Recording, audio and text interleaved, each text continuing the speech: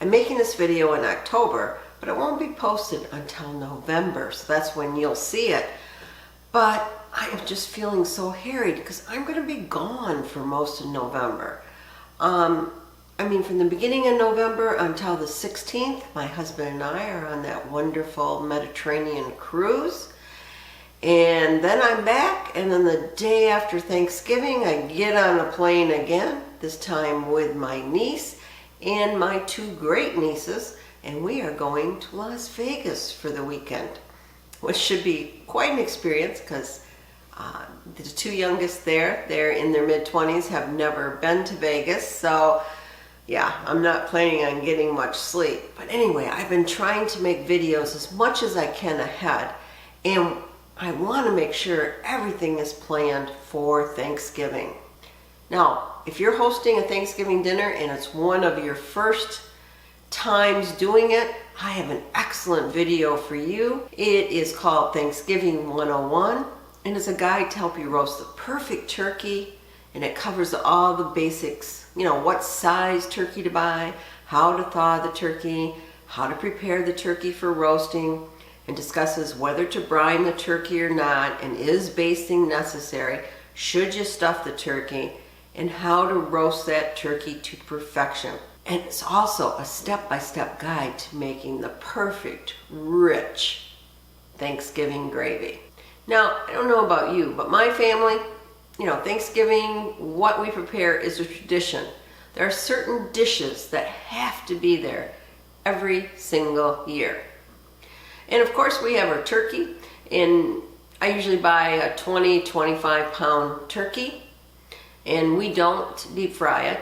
We do roast it in the oven. But for the real success of my dinner, the way it's measured is not the moistness of the turkey.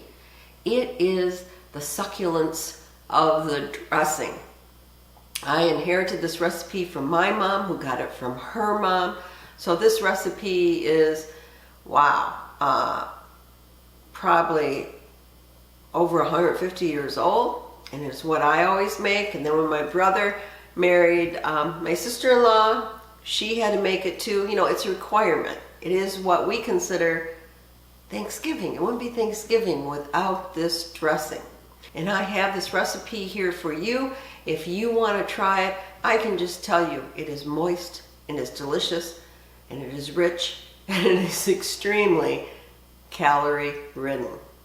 It is not a heart-healthy recipe.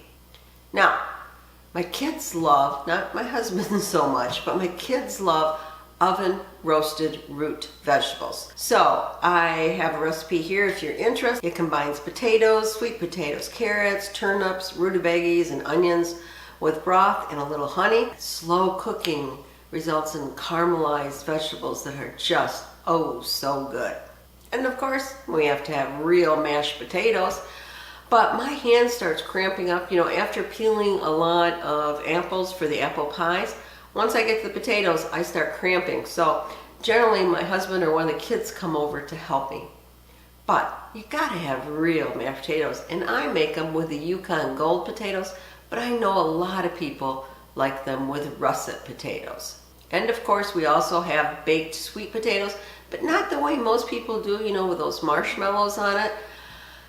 We like real baked sweet potatoes, and we might put a little honey butter on it, but we think sweet potatoes are sweet enough without adding the marshmallows too. Of course, we have to have desserts, and we generally have multiples, but we have to have Mom's apple pie and pumpkin pie. And for the Mom's apple pie, it is the recipe that my family loves, and we've tweaked it along the way. And you know what? It uses a store-bought crust, in those little long boxes. But when you get done, nobody would tell that you didn't make that crust from scratch. This is wonderful pie for Thanksgiving or for any time.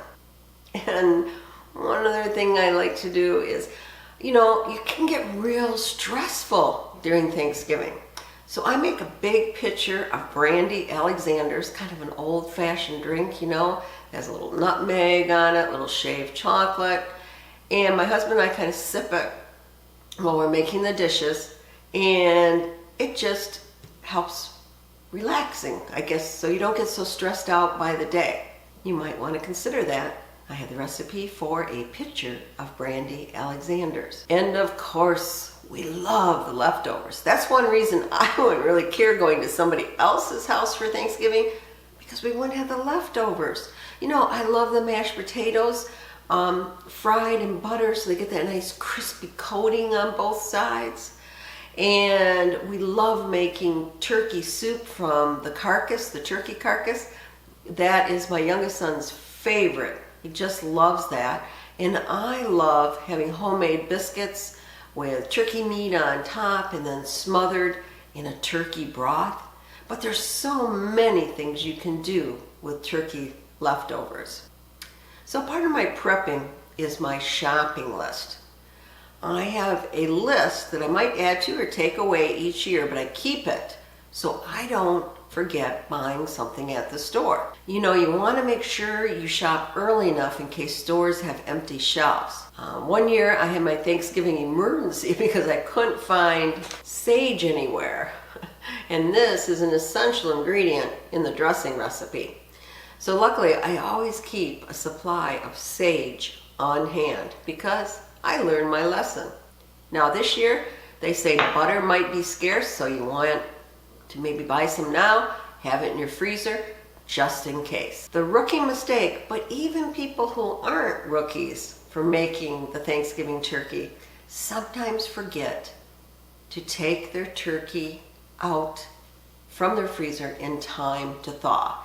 You might do it 5 days in your refrigerator, or you might do it where you're changing water in a tub. Whatever you do, make sure you've allotted enough time. So one of the things I do is I put an alarm on my phone that reminds me, hey, you better get it out of the freezer or people aren't going to be very happy Thanksgiving Day. And I also always make a timetable. And this is one from year past I'm showing you.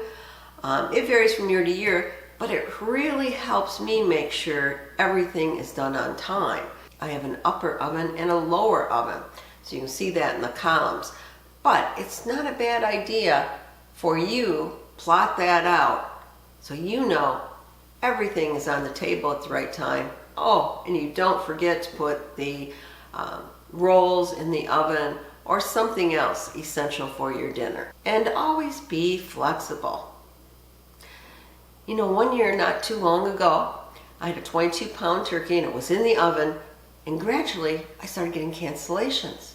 My daughter's family was sick, probably COVID I think at the time, and my oldest son's wife got sick, and my youngest son decided to go out of town for the weekend.